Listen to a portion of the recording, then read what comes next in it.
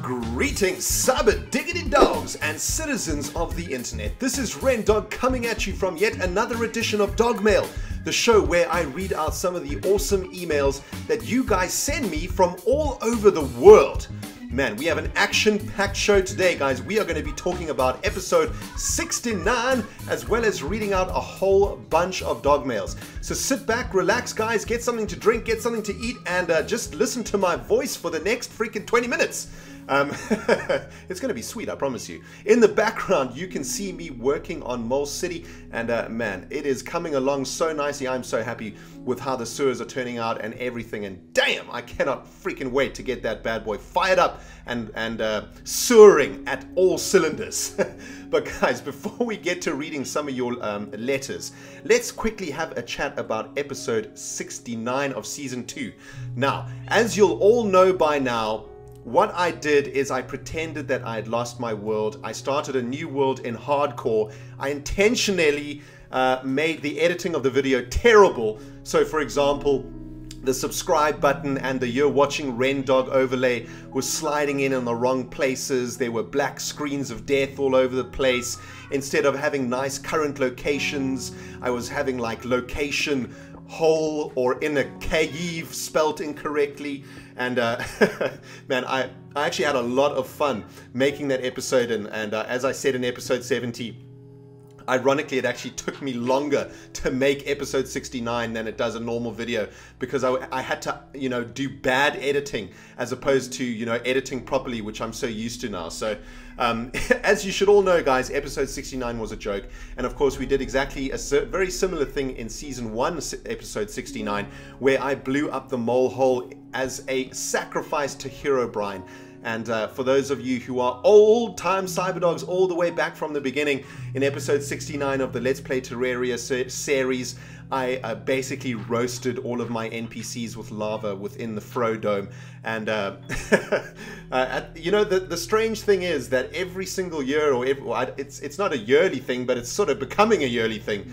But every single time this happens, the reaction is almost exactly the same. You've got the older cyberdogs who know what has happened, and then you've got the really new cyberdogs who don't know what the jazz is going on. And guys, you know what I've realized over the last couple of days is that there will be new subscribers who may be subscribed, I don't know, in season 2, episode 30, for example, who never ever watched any of the other episode 69s, and who would have actually been fooled by what I did. And they probably would have felt quite foolish by it, and, you know, maybe, you know, I've got so many emails, guys.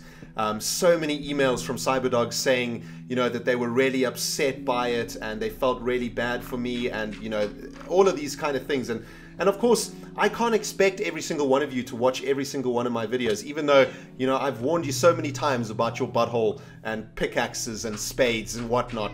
You know, I continue to warn you guys, but you still don't listen to me, man. You still don't watch the previous videos.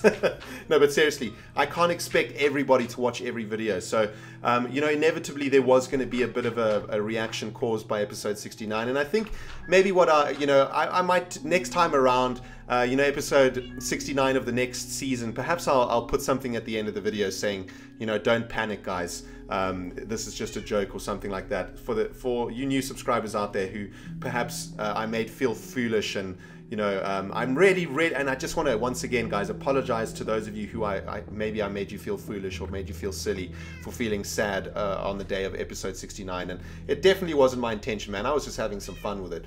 But guys, I also want to say a massive thank you to every single cyberdog that emailed me on dogcraft.net, on email, on YouTube, on Facebook. Man, you guys are freaking amazing. I literally got hundreds and hundreds of emails saying stuff like, you know, don't give up, start again, we're with you every step of the way. You know, I even had cyberdogs saying that they were trying to rebuild the mole hole for me in creative, and they were going to send it to me once they had done it, finished it, so that I could just carry on from where we left off. And, you know, so many of you guys, oh man, it was really freaking amazing. And it was I have to say, man, it was a reaction that I didn't expect, because I just sort of assumed that you would all know what was going on, and that you would all know that it was a troll. And, you know, clearly I underestimated you guys, man.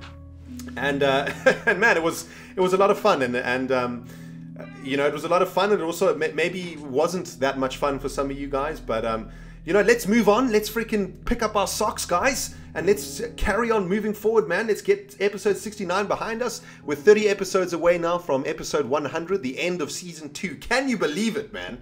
Wow, it's unbelievable, honestly, that it's almost the end of season 2. But wow, we still have so much to do in season 2. It's unbelievable. We also have so much to do in this Dogmail. So guys, I'm going to stop blathering about episode 69 now. That's the last you'll hear of it for now. Just once again, sorry to you guys who maybe you know, got offended by it, and thank you to every single one of you who contacted me about it, whether it was to call me a butthole for trolling you, or you know, saying ha ha ha, nice one, but I know that you're lying, or even just saying you know, I'm here to support you all the way if you really did lose the world. Thanks to all of you guys for all of the messages. Guys, now let's get into Dogmail, man. We've got a ton of Dogmails to get through today, starting with a Dogmail from Source. And Source has to say the following. Hey ReNDoG, I just watched vid 70 of season 2. You asked us to tell you about our achievements. Well, I've been wanting to email you, and I guess this was the impetus I needed. I started watching at episode 50, and I immediately went back and watched all the previous episodes after you threatened my ass with a farm implement, no doubt. Yep, I probably did. I was in graduate school in Wyoming, USA at the time, and I was working on a lecture that I would be giving at an international ornithological conference. Damn, dude, you are one smart guy, or girl. I study birds. I was so incredibly nervous that I couldn't concentrate. There was something about your positive energy and the way you made the molehole feel like a real place that was worth caring about. It really inspired me and gave me an outlet to escape all of the stress. I've been a loyal cyberdog ever since. Anywho, the presentation went really well. In fact, there was a beautiful girl in the audience and she came to talk to me afterward. Oh, dude, that is awesome. We started to hang out and eventually we started dating. She's amazing, man. The girl of my dreams. I couldn't be happier. Dude, that is such an awesome story. Damn, that is awesome. Later in November, I was forwarded a job posting from the Smithsonian Institution. It was literally the job I've always dreamed of having, a career-level position at Smithsonian's National Museum of Natural History. I didn't think I had a chance, but I applied anyway. Maybe I was channeling some of your optimism, but after a series of interviews, I got the job. I got the job. I still can't believe it, man. Dude, congratulations. That is such a positive and absolutely awesome story. In fact, I just made the epic journey by car from Wyoming to Washington, D.C., and I even listened to a couple of Dogmails during some of the boring stretches. Awesome! You've been with me on this whole crazy journey over the past year, and I want to thank you for the positivity that you bring to me and so many others. Still, no matter how stressful a day that I may have, I can always find joy and cheer in the molehole and through your adventures. What you do has real value, and I hope you continue on for a long time. Cheers, my friend, Source. Source, what a positive and amazing Dogmail, man. Thank you so much for taking the time to write that to me. And I'm so happy for you and your life. And, you know, whenever I hear stories of people who achieve what they want, whether it be meeting a girl or guy of their dreams, finding a job that they really wanted, it warms my heart, man. So thank you for freaking sending that to me, and best of luck to you, man, in your future endeavors, and may you own that job, dude. Be the best freaking ornithologist on the face of this planet, you hear me? Alright guys, let's move on to the next Dogmail. This one is from Nick, and he has the following to say. Dear ReNDoG, you had me tearing up within 10 minutes of the start of episode 70. I know, dude, that was an emotional episode for me too, man. Damn, it was hard for me not to just burst into tears. Anyway, and I guess you could say you uncovered a softer side of me. You showed me how much this means to you and to me and to the rest of the Cyberdogs. I've been really worried about my 2 grandparents. They're both in really bad shape, and this gives me a chance to get away from my worries. I've been with you all the way, and I've always been loving it. I would never stop watching your videos, even if my life depended on it. Well, dude, that is really awesome. Thank you so much, man. These videos, they got me wishing I could play Minecraft, and I've been so interested in your videos. I come home from school and I would run right to the computer. But ReNDoG, without you, my life wouldn't be the same. I feel proud to watch your videos, and I have started playing the string bass. Dude, that is awesome. I play the guitar, man. We could start a band. However, the string bass isn't anywhere near as exciting as your videos. I mean, crafting and everything, Minecraft in general, it always gets me excited. I will tell you this though, with you and the other Cyberdogs, I feel as much at home as I do with my mom and dad. ReNDoG, whatever one person in this group endures, we should all endure. You and me and the Cyberdogs are more than just a huge community. We're more like a giant family. Nick, what an awesome Dogmail. I'm so freaking happy that you were able to take some positivity out of episode 69 and episode 70. And it sounds like things are going really well for you, man. Keep going on that string bass. Like I said, I play the guitar, and there is nothing better than being able to play a musical instrument and you know, channel some of your creativity into that. And I hope you join a band, man. And if you're ever famous one day, you know who to come and call, man. You come and call the ReNDoG. And I don't know what I can do for you, man, but I'll come hang out with you on stage or something. You know what I'm saying? All right, Nick, thanks so much for sending that through.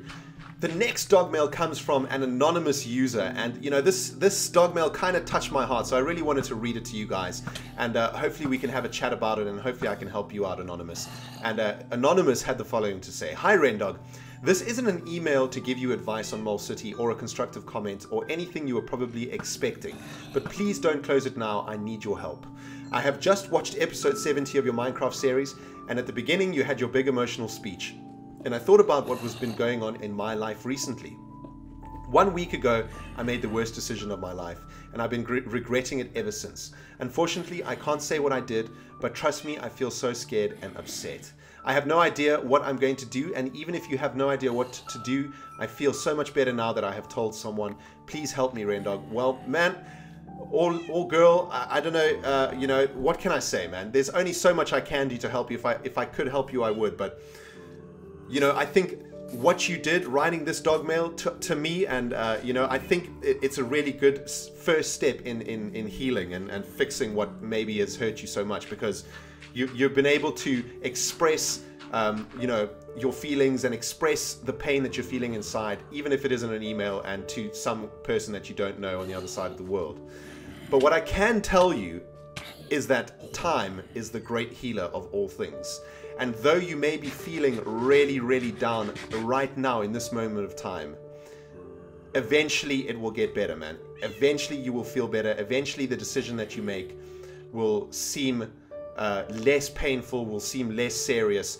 And even if it has bad consequences for your life, time will fix everything. And you know, all you got to do is hang in there, man. You just got to be strong. You just got to let time do its business. I always think of time as like this great healer, this great doctor, and I always feel really secure in the knowledge that this doctor is going to heal my wounds eventually. It may take, you know, a bit of time for the doctor to do his business, but eventually he's going to sort you out, man. So, you know, that's the advice that I can give you. Just be strong, you know, keep going, you know, just keep your life going, man. Keep busy, keep your mind on other things, and, you know, try not to focus too much on the negative, and try focus as much as you can on the positive. And, you know, that doctor's going to do his business, man. That doctor's going to fix your ass.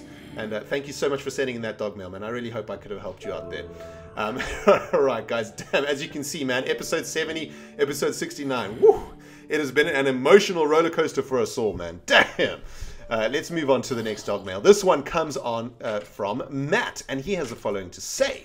Hi ReNDoG, my name is Matt and I am 15 years old. I'm from the US of A, but I just wanted to say, whenever I saw your first Minecraft episode ever, I honestly thought you were just some funny guy on YouTube with a kick-ass accent. But how I look at you now has changed completely. Now I look at you as family, and I can connect with you on so many levels I can't even come close with an explanation. I also wanted to tell you how I am so grateful for what you have sacrificed and what you do day in and day out for over 50,000 people. Please keep doing this. You are, of all people, should know how to follow your dreams. Sincerely, Matt, your biggest cyber dog. Well, Matt, thank you so much for that freaking email, man. And for those positive words. You know, you call it a sacrifice. And I don't call it a sacrifice at all. I call this a blessing. What I am doing right now is a blessing that I would, you know, that I can't even put into words how happy I am right now with my life in general and with everything that's going on. So I'm certainly not sacrificing anything to be with you guys. And you know what? I feel the same way, man. You know, I feel really close to you guys, and you know, I really have tried over the past year and a half to really try keep as close to the subscribers as possible, and not just to use you guys as viewers and whatever, and to try and really build a relationship with you guys.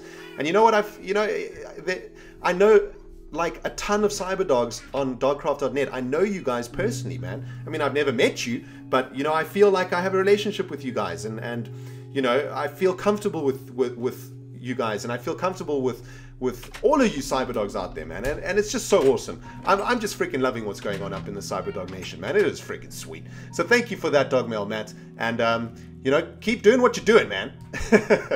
All right, guys, we're moving on to our final Dogmail for today. Damn, this has been a jam-packed Dogmail, if I do say so myself. But this one comes from Kerry, and I thought this was a very interesting Dogmail with some interesting questions, so I wanted to get this one up for you guys. Hello, ReNDoG. My name is Kerry, and I'm writing a paper on Minecraft for my Anthropology class at Washington State University. I specifically am interested in how players construct their world or culture within the game. I would be very appreciative if you would answer a few questions. Answer a few questions / survey for me, so I could gather some information from a professional's point of view. I'm flattered that you call me a professional, man. That's awesome. But let's go into your questions. They're really interesting. Why do you play Minecraft? Well, believe it or not, that is the first time anyone has ever asked me that question. Why do I play Minecraft? Well, I don't know. You know, Minecraft for me, and I think, you know, I've spoken about this in episode 70. Minecraft for me is an escape. It's an escape from the reality of life in general, right? I mean, I am an incredibly happy person, right? But there is an inner child in me that has always been there and always will be, that needs to be satisfied.